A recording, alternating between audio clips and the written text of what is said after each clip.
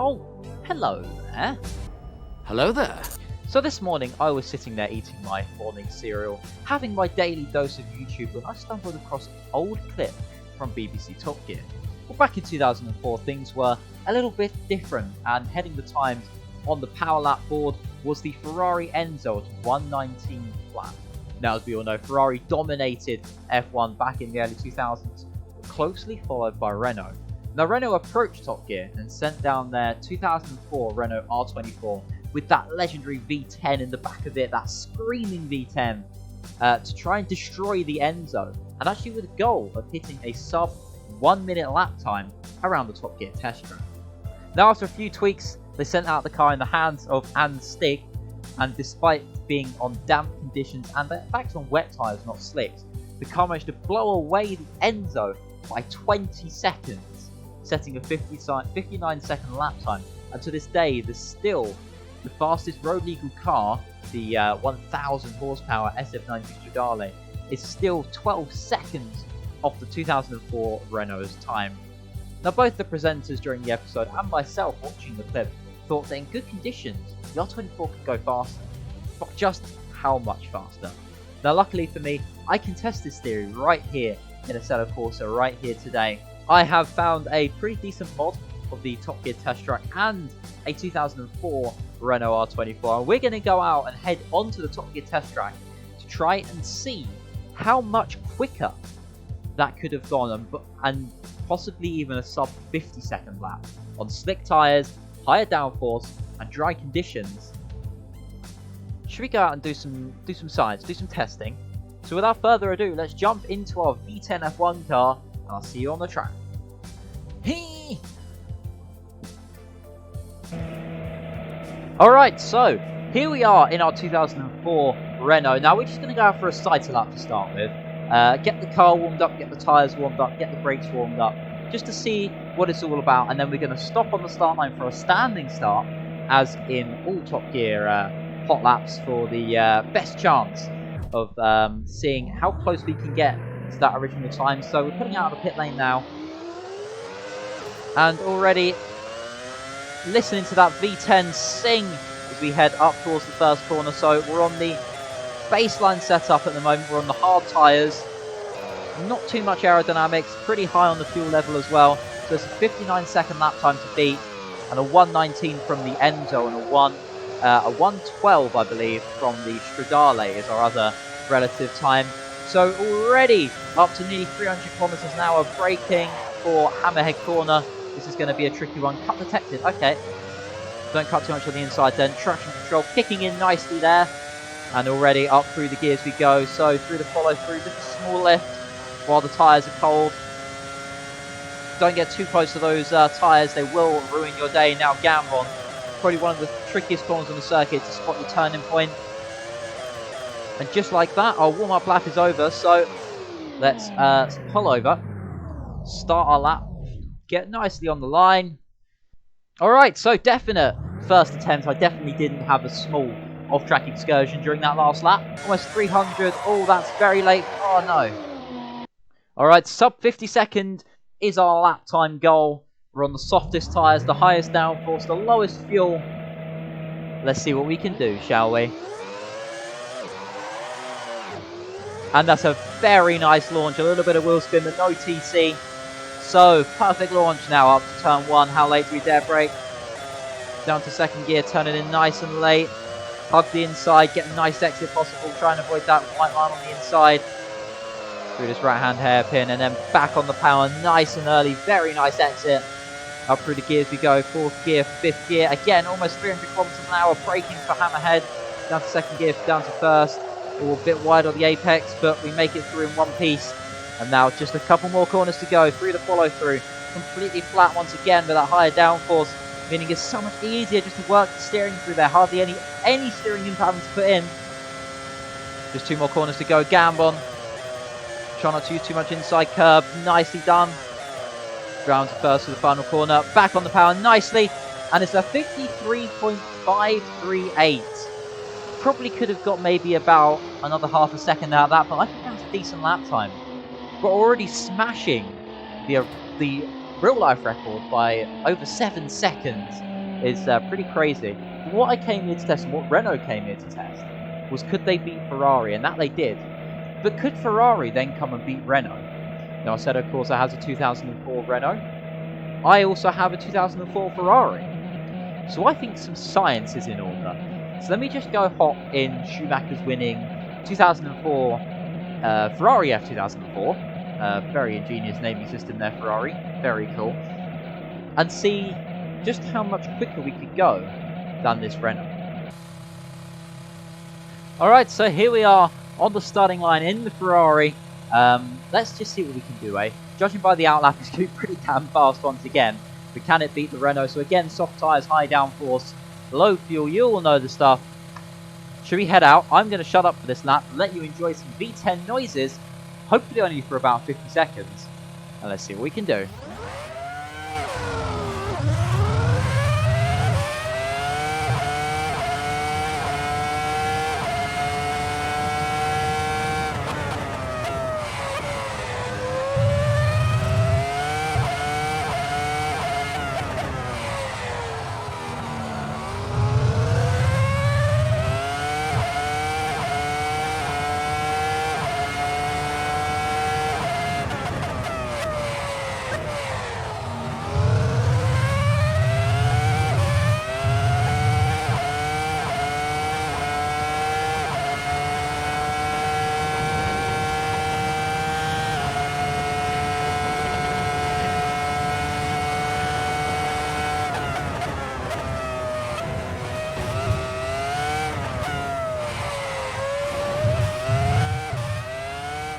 Alright, so ignoring the off-track, we're actually a tenth slower, and that felt like a decent lap. Interesting.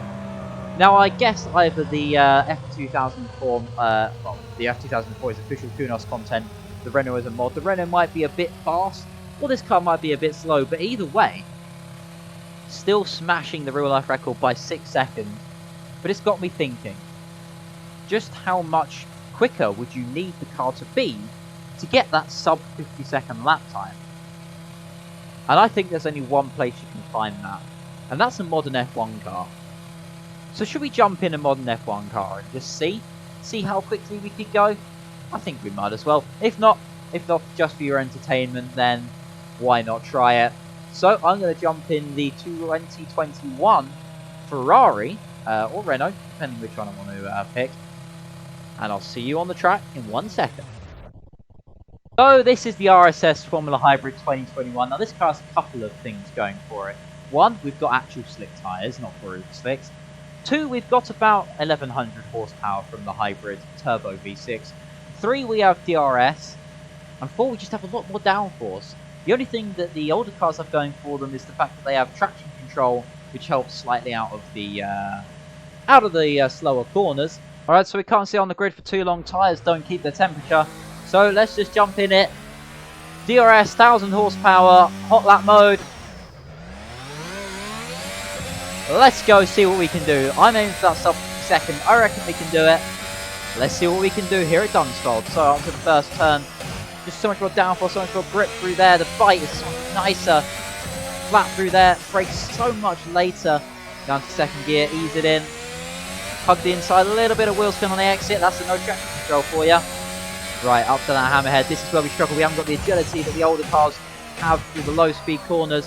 Just seeing the size of the car really making us struggle through there, trying to get to the power now, but the track's so bumpy. And now through the follow through, let's close the DRS this time. Completely flat as you would expect. Now flat again through the left-hander here, 8th gear. There's 300, almost 320k, 200 miles an hour, probably about 190. Just 2 corners to go, and we're not going to beat the sub 50 second. In fact, it's going to be a 53.3. Only about maybe a tenth or two quicker than the Ferrari. Now that is interesting, because this car is, well, about 16 years newer, more downforce, more power, better tyres, but it can't beat the 2004 Ferrari. Now I have a couple of things that might be this way.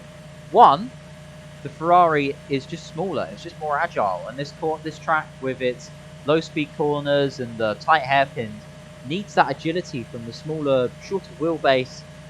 And also the traction control really helps. You can stamp on the throttle, whereas in this car, despite having more power, you can't really use it.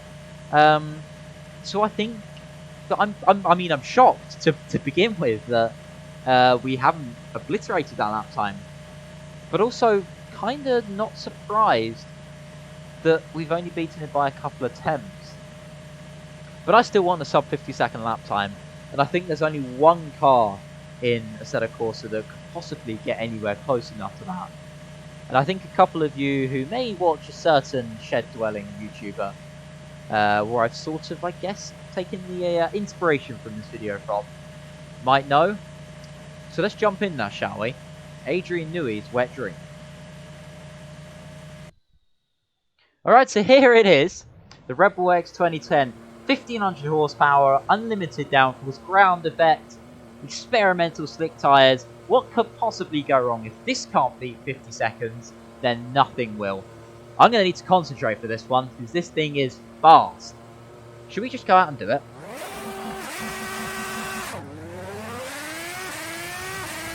And there you're already seeing, there's 200 miles an hour already for the first turn.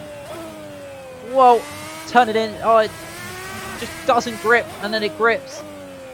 You sometimes think, oh, you can carry the speed through it, then you realise you're taking almost 200 miles an hour through. There's almost 400 kilometers an hour coming up to the hammerhead. Whoa, this thing's crazy. How much speed are we going to be carrying through the follow through? There's 300. We actually have to lift for the follow through. That's how much speed we're carrying through. 400k is heading up to Gambon. Around the final corner and across the line. And it's a 41.497. Whoa! I wanted sub 50-second lap time. We got that. We got that by 8 seconds. Of course, this thing's completely unrealistic and completely pointless, but why not add it to the video? If not for my fun, but for your fun as well. So basically, what we've discovered is that a 2004 Renault is about half a second slower than a 2004 Ferrari, which is fair enough. But that a modern F1 car is only 0.2 faster than that said Ferrari as well. Around the course that has these low speed corners, the easy places to lock up, the easy places to lose traction on the rear. And then we've also discovered that Rebel X 2010 is pretty damn fast. But I hope you've enjoyed this video, and it's something a bit different. It's a bit pointless, but it's been fun to make, and I hope it's been fun to watch too. If you want to check out any of the mods that have been used in this video, then the links will be in the description below. All that's left for me to say is thank you very much for watching. Check out my Twitch and all my links actually in the description below. Have a really awesome rest of your day. Have fun whatever you're doing. Check out Top Gear Test Track. It's a fun track nonetheless. And yeah, see you in the next crazy video. Maybe even with something a little bit Top Gear themed in mind as well. A little sneak of something I've been working on in the background. But anyway, thank you. Like, subscribe, comment, do all the good stuff. See you on the next one.